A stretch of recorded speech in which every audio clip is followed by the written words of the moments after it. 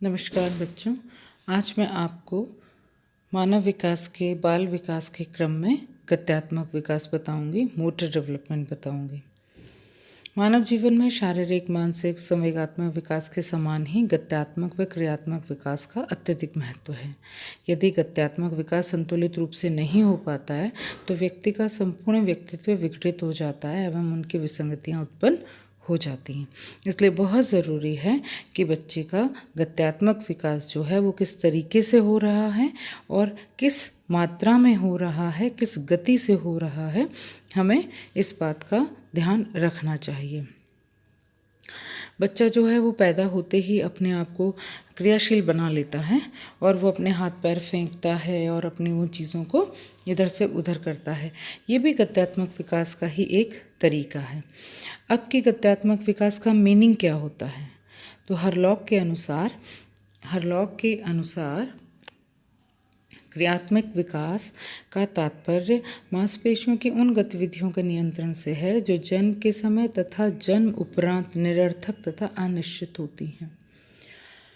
जिन मांसपेशियों को हम बिल्कुल निरर्थक मानते हैं और अनिश्चित मानते हैं, उन्हीं मांसपेशियों के विकास को ही हम गत्यात्मक विकास कहते हैं।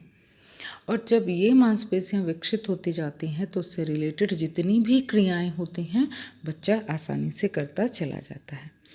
क्रो के अनुसार नाड़ियों तथा मांसपेशियों की क्रियाओं के समीकरण द्वारा जो शारीरिक गतिविधियां संभव होती हैं उन्हें क्रियात्मक योग्यताएं कहा जाता है। तो जो भी क्रियाएं, जो भी शारीरिक गतिविधियां हैं वो मांसपेशियों के अकॉर्डिंग होती हैं और उसके हिसाब से जब बच्चा अपनी क्रियाएं करता है उसी को हम गत्यात्मक विकास कहते हैं।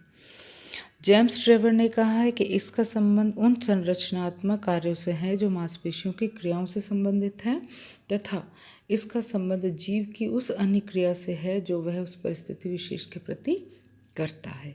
तो ये वाली जो चीज़ें हैं वो ऐसे आती हैं। तो कहने का मतलब है कि मांसपेशियों को विकसित करना और उनसे रिलेटेड जो भी गतिविधियाँ करना है उसी को हम गत्यात्मक विकास कह सकते हैं। अब है characteristics of motor development. Characteristic of motor development में सबसे पहले आता है जन्म पूर्व गति विकास। ये जन्म से पहले ही जन्म नहीं होता उससे पहले ही माँ के गर्भ में बच्चा जो है कोई ना कोई गतिविधि करता रहता है। जैसे हिट करना, करवट लेना, मूवमेंट करना, पेट में घूमना, ये सारी जो चीज़ें हैं वो या फिर है अधिगम एवं परिपक्वता। जैसे जैसे जैसे जैसे बालक बड़ा होता चला जाता है उसके स्नायु और मांसपेशियों में परिपक्वता आती जाती है। गति को, कौशल को सीखने की प्रक्रिया लगातार सुदृढ़ होती जाती है और ऐसे में जो बच्चा है वो सीखता है, अधिगम सीखता है और मैच्योर होता है। उसके बाद है गत्यात्मक विकास के सामान्य प्रतिमान, general pattern of motor development. Motor development जो है वो परिपक्वता की ओर जाता है। ये इस बात पर निर्भर करता है कि स्नायु और मांसपेशियों के विकास के साथ साथ गत्यात्मक कौशल में परिवर्तन होता रहता है।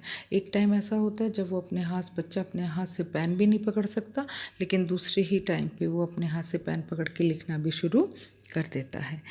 नेक्स्ट है गत्यात्मक विकास सामान्य से विशिष्ट क्रियाओं की ओर होता है। ये बिल्कुल सही है कि जो गत्यात्मक विकास है वो सामान्य से विशिष्ट।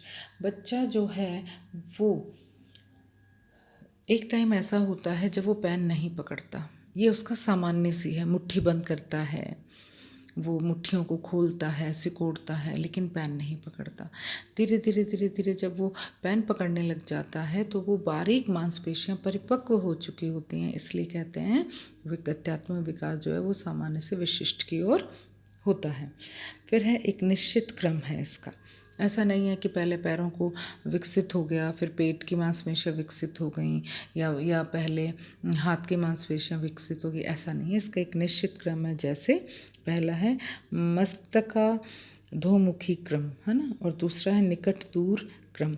मस्तकाधोमुखिका का मतलब है कि सिर के आसपास जो भी गत्यात्मक विकास है वो, जैसे सिर को हिलाना, अपने आप उठाना, आँखों को बंद करना, खोलना, इधर उधर घुमाना, जीभ निकालना करना और अपने धड़ को कंधों से उठा लेना। यहाँ तक का जो गतिशीलता या गत्यात्मक है, इसको हम मस्तक उद्मुखी क्रम कहते हैं। निकट से दूर की ओर के अंदर ये होता है कि जैसे जो ये विकास का क्रम है, कंधों पे आएगा, फिर कोहनी आएगी, फिर कलाई आएगी, फिर उंगलियां आएंगी, हथेलियां आएंगी, इसी तरीके से जैसे फिर धड़ के बाद जैसे कमर आएगी, कमर के बाद निचला हिस्सा आएगा, फिर पैर आएंगे, थाइज आएंगी, पिंडलियां आएंगी, फिर नीचे का पैर आएगा। फिर है ये इंडिविजुअल डिफरेंस है, व्यक्तिक भिन्नताएं हैं। गत्यात्मक विकास जो होता है वो अलग अलग तरीके से होता है। ये डिपेंड ऑन कि आप किस तरीके से इस चीज़ को कर रहे हो। उसके बाद है इम्पॉर्टेंस ऑफ मोटर डेवलपमेंट।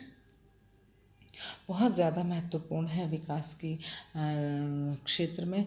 गत्यात्मक विकास अगर ना हो तो बड़ा मुश्किल हो जाता है, बच्चा लेथार्जिक और क्रियाहीन हो जाता है। इसमें सबसे पहला है आनंद की प्राप्ति।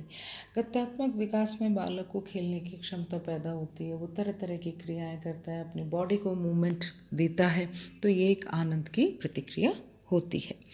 उसके बाद है सामाजिक विकास, सोशल डेवलपमेंट। बच्चा गत्यात्मक विकास के साथ जैसे जैसे उसकी खेलने की शक्ति का विकास होता है, वह उसका सामाजिक संपर्क और दायरा बढ़ता चला जाता है। गेंद को फेंकना, दौड़ना, कूदना, उछालना, लोगों से मिलना जुलना और ग्रुप में खेलना, ये सब सामाजिक विकास को विकसित करता है। फिर है गुड हेल्थ। बच्चे के गत्यात्मक विकास से ही उसकी हेल्थ भी नापी जा सकती है। जितना ज़्यादा बच्चा क्रियाशील होगा, जितना बच्चा एक्टिव होगा, उसकी हेल्थ भी उतनी ही अच्छी होगी।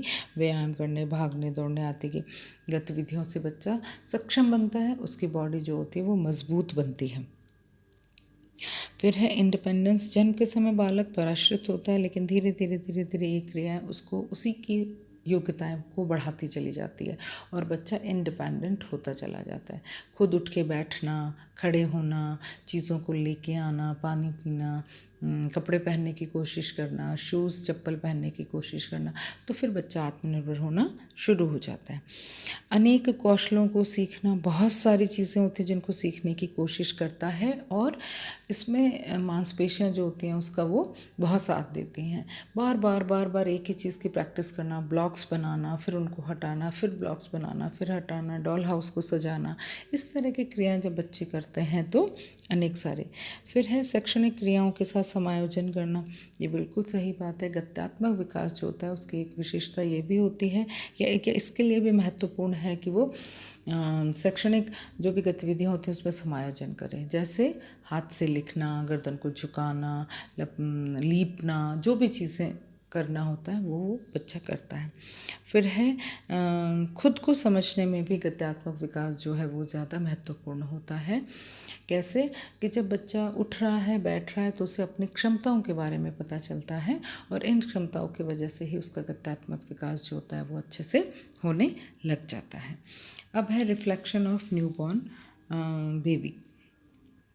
जैसे कुछ सहज क्रियाएं हैं जिनको बच्चा अपने आप करता है, जैसे पलकों को झपकाना, आँखों को इधर उधर घुमाना। ये जो कुछ ऐसे रिफ्लेक्शंस होते हैं जो सहज हैं, इनमें हम कुछ नहीं कर सकते और इन सब चीज़ों को बच्चा खुद ही करता है। जैसे बच्चे के तलवे में उंगली करते ही बच्चा अपने आप को सिकोड़ लेता है। इसी में है और भी हैं, जैसे कि अगर आप उसके मुंह के आसपास उंगली को लगाओगे तो वो आपकी उंगली को अपने मुंह में ले लेगा, होठों को सिकोड़ लेगा, इस तरीके से। उसके बाद है अगर आप उस शिशु की हथेली में उंगली घुमाओगे या कुछ करोगे तो मुट्ठी को बंद कर लेता है, आपकी उंगली को मुट्ठी के अंदर बंद कर लेता है, इस तरीके। तो ये ऐसी क्रियाएं हैं जिसको कि बच्चा सहज तरीके से करता है, बस उनको थोड़ा सा उद्दीपक या मोटिवेशन की ज़रूरत होती है। फिर है गत्यात्मक विकास का क्रम क्या होता है। इसमें सबसे पहले गर्भावस्था में गत्यात्मक विकास, मैंने आपको पहले भी बताया है कि गर्भ के अंदर भी बच्चा जो है वो क्रियाएं करता है, हिट करना, मूवमेंट करना, अपने हाथ पैरों को हिलाना, उबासी लेना, ये सारी चीज़ें जो होती हैं वो माँ के गर्भ में करता है और माँ को महसूस होता है। फिर है शैशवावस्था में गत्यात्मक विकास। शैशवावस्था में गत्यात्मक विकास जो होता है वो सिर के क्षेत्र का गत्यात्मक विकास, जो भी मैंने कहा आपसे कि सिर को उठाना, घुमाना, साइड करना, इस तरह की जो क्रियाएं होती हैं वो। और दूसरा है धड़ के क्षेत्र में गत्यात्मक विकास, शरीर को घुमाने की क्रिया, बैठने की कोशिश, करवट लेना, ये सारी चीज़ें जो हैं वो गत्यात्मक विकास के अंदर आती हैं। और जैसे जैसे इन क्रियाओं को बच्चा पूर्ण करने लगता है तो उसका गत्यात्मक विकास जो होता है वो बढ़ने लगता है। हाथ और भुजाओं का गत्यात्मक विकास है, हाथों को मोड़ना, करना, मुंह में लेना, चीज़ों को पकड़ना, बाजुओं को ऊपर नीचे करना, ये सब। टांगों का गत्यात्मक विकास है, लुढ़कना, खिसकना, घसटना, रेंगना, खड़ा होना, चलना, ये सारी जो चीज़ें हैं वो गत्यात्मक विकास टांगों की हैं। इसके बाद आता है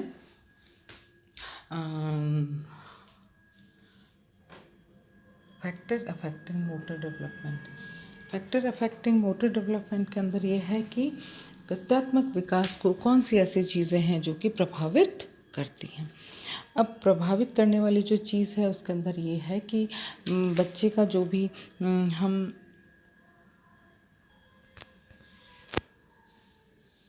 प्रभावित करने वाले कारकों में सबसे पहला आता है वंशानुक्रम, पोषण, शारीरिक बनावट, क्षीण शारीरिक अवस्था, बीमारी, प्रशिक्षण एवं अभ्यास, अभिप्रेरणा और प्रबलन।